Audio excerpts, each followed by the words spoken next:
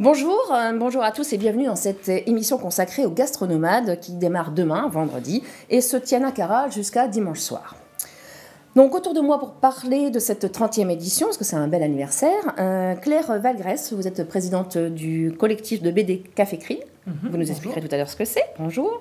Pascal Pressac, vous êtes président des tables gourmandes et vous animerez tout le week-end une démonstration sur la grande scène à Cara.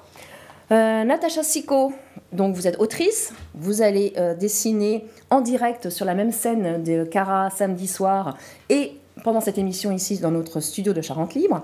Et Patrick Mardikian, vous êtes cofondateur du festival et délégué général de ce festival qui met en scène tous les ans des chefs, des produits, des circuits courts. Et vous allez nous parler de cette 30e édition, c'est un bel anniversaire, donc bon anniversaire. Merci. On ne le sait peut-être plus, mais vous avez été parmi les premiers à faire du Top Chef sur scène. Tout à fait, on a été les premiers à sortir les chefs cuisiniers de leur cuisine. Et je me souviens même des premières années où ils arrivaient avec des grandes toques très majestueux. Et depuis, ils sont arrivés, maintenant ils ont des jeans et des belles vestes. Mais non, effectivement, on les a sortis des cuisines parce que l'idée, c'était véritablement de montrer ce travail de création qu'ils avaient en cuisine, de le mettre en scène, de le valoriser, avec après des croisements d'art, puisqu'on avait la cuisine, la bande dessinée et d'autres arts. Mais effectivement, il y a plus de 20 ans, et le premier qui est sorti de ces cuisines et qui était venu, c'était Marc Vera, qui était à l'époque 3 macarons en Savoie. Et c'est un peu lui qui nous a donné l'idée, puisque en discutant après un colloque, il m'a dit « l'année prochaine, si tu veux, je viens et je fais la cuisine ». Et après, ça a duré longtemps, comme ça, vous avez tous les ans, voilà. Et après, depuis, les chaînes de télé s'y sont mis, effectivement, ont développé des missions Top Chef, Master Chef et autres. Voilà, et vous avez eu ici Yves Candebord. On a eu Yves Candebord, on a eu Cyril Lignac, avant qu'il soit connu, on a eu Olivier Rollinger, Michel Bras, Alain Ducasse. Je crois qu'il y a très peu de chefs qui ne sont pas venus à Angoulême, en fait. Et cette année, alors, on a qui? Et cette année, alors, cette année, on aura un mixte sur notre scène de chefs, effectivement, des premières éditions. Et je pense notamment à Flora Mekula, qui était la première femme chef sur scène au Gastronomade, qui sera en duo avec Patrick Geffroy. Ça, c'est samedi à 14h45, sur la grande scène. Ensuite, on aura une joute avec le côté un peu télé, puisqu'on aura un ancien Top Chef et un influenceur, Chef Nzem et Théo Taviani, qui seront là. On aura des chefs, des talents de la région, puisqu'on aura Michael Clotour et Anthony Carbavallo de la Nauve et Omi à Puy-Moyen. Et puis, on aura, parce que c'est aussi l'idée des gastronomes, c'est la cuisine, mais aussi c'est le service, on aura deux mofs sur scène, Loïc Levarec et Chantal Whitman, qui viendront nous présenter le service à table, le service à la française. D'ailleurs, Chantal Whitman, je l'ai eu au téléphone il n'y a pas longtemps, donc elle est dans le journal de demain, on lui a consacré une belle page. Donc il y a plein de choses à picorer. Si on n'a pas le temps de tout voir, de tout faire, vous conseilleriez de se concentrer sur quoi? De faire un peu de tout, d'aller voir effectivement ces cuisinières et ces cuisiniers sur scène, d'aller évidemment à la rencontre des producteurs, puisqu'on a cette année plus de 160 producteurs. C'est un record, vous avez dit? C'est le record. Jamais vous avez eu autant de... Tout à fait. Là, on n'a plus de place. On n'a plus de place à Cara, donc c'est plutôt une bonne chose. Donc on aura effectivement ces producteurs qui viennent de Charente, bien évidemment, de Nouvelle-Aquitaine, mais aussi des autres régions françaises, avec des chefs, des producteurs qui viennent sur des produits un peu novateurs, un peu nouveaux, et puis très, il y a une pâte anciens. À tartiner avec des insectes. C'est ça. Ouais. C'est bon, ça? C'est pas mal. Ouais, vous avez goûté?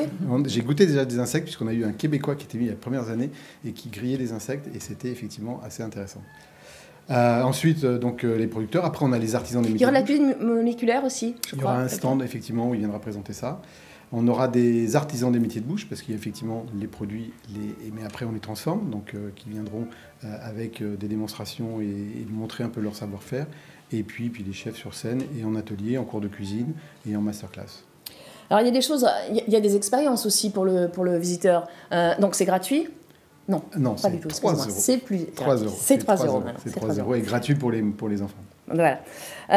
Et on pourra donc vivre des expériences. Il y a un restaurant éphémère qui sera mis en place. Exactement. Le dimanche midi, Martin Dumas, qui est le comptoir de Martin à Limoges, qui viendra refaire l'expérience que nous avions lancée l'année dernière avec les frères Potier de Rouen, qui viendra, son restaurant, sa cuisine sera sur scène avec le service, et donc il y aura 5 tables de couverts.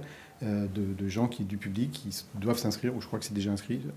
C'est déjà complet. C'est déjà complet, je crois. Mais les autres peuvent voir comment ça se passe dans un restaurant. Comment ça se passe dans un restaurant, comment on lance les plats, comment on les prépare, comment sont pris les commandes et comment sont servis les plats. Et conseiller les plats. On va manger, on va boire aussi. Il y a notamment un grand sommelier, le président des sommeliers de France, qui vient pour la première fois. Qui vient pour la première fois. Il viendra présider le concours des meilleurs sommeliers, le trophée des meilleurs sommeliers de Nouvelle-Aquitaine, où seront en compétition des écoles de Nouvelle-Aquitaine, ça se passera le vendredi. Voilà, c'est Fabrice Sommier. Oui, vous disiez ça, des apprentis, parce qu'il y a beaucoup de concours, de jeunes apprentis cuisiniers. L'ADN des gastronomes, c'est effectivement de valoriser tous ces métiers. Et il y a une journée vraiment dédiée à la formation, qui est le vendredi, à la formation professionnelle, où on a effectivement ce concours, ce trophée des meilleurs sommeliers. On aura aussi un concours de cuisine apprenti salle, cuisinier salle, qui aura lieu aussi le vendredi pour valoriser ces métiers. Donc ça sera une belle finale régionale aussi. Et puis on aura les finalistes ou les gagnants du challenge culinaire qui est porté par le conseil départemental, qui met en scène des collégiens qui ont travaillé avec leur chef de cuisine de leur établissement et qui viendront présenter cette recette sur scène. Donc on prépare la relève, vous voyez, Pascal, c'est bien, c'est important. Vive la jeunesse. Voilà. Les disciples Escoffier qui donneront des cours de cuisine, alors je ne sais pas s'il reste des places, mais pendant 3 heures, il reste, je crois, quelques places, mais plus beaucoup, où effectivement, ça c'est un peu la nouveauté aussi de cette année. Avec un vrai cours de cuisine, c'est-à-dire qu'on a beaucoup de démonstrations, beaucoup d'ateliers, mais un vrai cours de cuisine qui effectivement dure 3 heures, où les gens seront véritablement en interaction avec les chefs cuisiniers pour réaliser des recettes, des plats, des beaux plats, et puis ensuite de les déguster ensemble. Des beaux plats, oui, parce qu'on rappelle, Escoffier, c'était quand même le pape de la cuisine, celui qui a un peu formé tous ceux qui sont arrivés après. Tout à fait, ouais, c'est ça. Bon, c'est 40 € quand même le cours, il faut prévoir, mais bon, c'est 3 heures et après on peut manger avec les chefs. Exactement, oui, quand même. Ouais. Voilà, quand même. Et puis bon, la nouveauté aussi de ce 30e anniversaire, alors non, pour terminer ce week-end-là, dimanche, il y aura un grand repas de gala, mais là, on ne va pas en parler beaucoup parce que c'est complet. On va pas en parler beaucoup parce que c'est complet, ça a été complet quasiment au moment où on a lancé les inscriptions. C'est effectivement le dîner de gala des gastronomes qui est réalisé en coproduction avec les disciples Escoffier. Donc cette année, ce sont 3 MOF qui viendront réaliser ce plat, donc ce dîner au chez Magélis. Et effectivement, c'est la clôture des gastronomes qui se veut très gastronomique, mais c'est caritative aussi, puisqu'il y aura une vente aux enchères de flacons de cognac, de beaux flacons de cognac, qui sera reversée à 2 associations. Voilà, des associations qui viennent en aide aux enfants. Tout à fait. Et puis bon, l'année dernière, vous étiez fait un petit peu taper sur les doigts parce que les gens n'avaient pas réussi à manger le midi, il y avait pas assez de place. Et là, on était un peu débordé par le succès, effectivement, par rapport aux personnes qui veulent déjeuner sur place. Et donc cette année, on a mis en place trois établissements, trois lieux de restauration.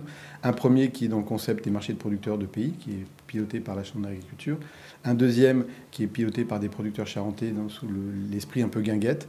Et le troisième qui est dans le concept bistronomie, avec des cartes signées par 3 chefs, Eric Books, Jan Grovetsen, et puis j'ai plus le troisième en tête, pardon, qui donc ont signé 3 cartes qui seront servies par un traiteur dans cet espace bistronomie.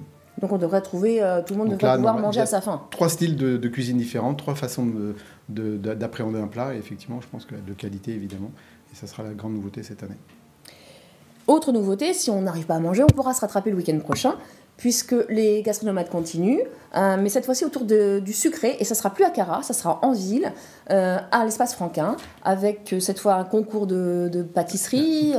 Des démonstrations. L'idée, c'est effectivement double objectif. D'abord, parce que pour la 30e, on voulait innover, créer vraiment un nouvel événement, donc c'est les gastronomates sucrés. Deuxième objectif, c'était de revenir effectivement en ville, parce qu'effectivement, on est à Cara depuis quelques années maintenant. Donc de revenir à l'espace Franquin, qui est un peu le berceau des premières gastronomades, et notamment des premières scènes des gastronomades, et avec ce concept de développer des produits sucrés, dans la même idée qu'existent les gastronomades, c'est-à-dire à la fois des artisans qui viendront présenter leurs produits, des ateliers, notamment des ateliers d'enfants, des goûters d'exception, puisqu'on aura Nina Métaillé qui viendra, enfin son assistante qui sera là. Oui, elle n'est pas là, mais elle a envoyé son assistante. Voilà, parce qu'en période de fête, c'est un peu compliqué pour elle. Mais elle vient avec son second. Elle est championne de pâtisserie. Elle est même championne du monde, je crois. Du monde, d'accord. Meilleure pâtissier au monde, je crois. D'accord. Et donc on aura des goûters d'exception, et puis des pâtissiers sur scène, des pâtissiers de restauration et des pâtissiers artisans qui seront sur scène pour des démonstrations et des ateliers. Bon, on y reviendra parce qu'on fera une autre émission vendredi prochain. On aura les 3 finalistes d'un concours que vous organisez autour sur le thème de la noix charentaise. C'est un gâteau qu'on ne connaît peut-être pas, mais qui sera revisité par des pâtissiers amateurs. Voilà, et avec l'idée aussi d'ancrer ce concours dans la ville, puisque l'année dernière, on était avec le Lumeau, puisque c'était avec une pâtisserie de Lumeau. Et là, cette année, ça sera le Victor Hugo avec la pâtisserie U, les parfums sucrés qui viendront. Après, la pâtisserie qui aura gagné sera mise en vente et commercialisée à la pâtisserie de Victor Hugo. Bon, eh bien, on y reviendra vendredi prochain, encore d'une nouvelle émission.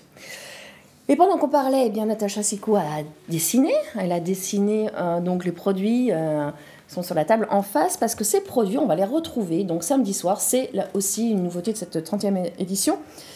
Un spectacle assez original qui va mêler des chefs, des dessinateurs, des producteurs de vin, des musiciens, enfin donc plein de choses. Et ça, c'est vous, Claire Valgrès, qui allez nous en parler. Vous êtes présidente du collectif donc, de BD Café Cride, je le disais tout à l'heure. Alors, Café Cride, c'est qui? C'est quoi?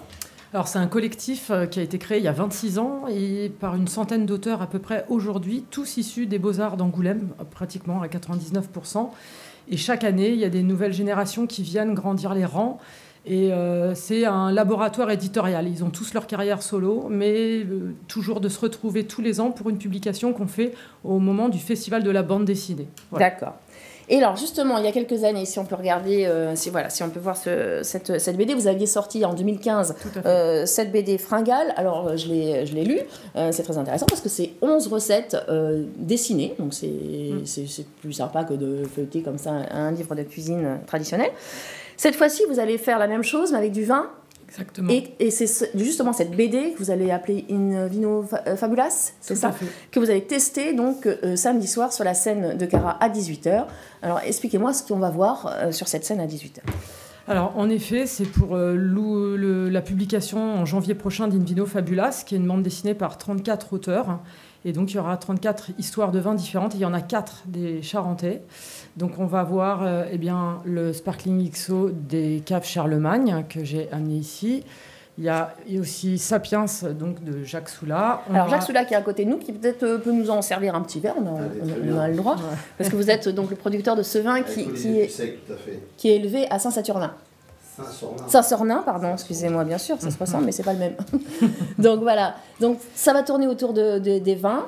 Et voilà, l'idée c'est alors on fait des accords mets et vin, mais nous on vous propose des accords mets et vin, musique et bande dessinée, puisque derrière chaque cru, derrière chaque vin, il y aura un dessinateur ou une dessinatrice. Donc en plus de Natacha qui sera elle sur ce que va représenter le spectacle, 4 dessinateurs qui travaillent sur la bande dessinée vont donc faire leur traduction à eux quand on déguste ce vin. Et puis, avec Pascal, Alors juste avant de passer à Pascal, c'est peut-être une question que je voulais poser à Natacha justement Sicot. Comment on fait pour dessiner un vin? Alors moi, je m'attacherais plus à dessiner le moment de la dégustation et puis le moment vraiment du partage et aussi de la création des plats. C'est plus... c'est une ambiance que vous dessinez plus que les sensations à proprement parler. D'accord. Et pareil pour les plats, c'est parce que c'est comment on dessine aussi un plat. Voilà, il y a plein de manières de faire. Moi, je sais que personnellement, je m'attacherais plus à essayer de représenter ce qui se passe, cette espèce d'instant sur le vif. D'instant, comme vous faites en ce moment avec nous. D'accord. Et donc ces produits, Pascal, c'est peut-être vous qui pouvez nous en parler. Qu'est-ce que ces chefs vont cuisiner? Comment ils vont faire? Tout à fait. En fait, quand Claire m'a parlé de ce projet, de cette association, j'ai trouvé ça très intéressant.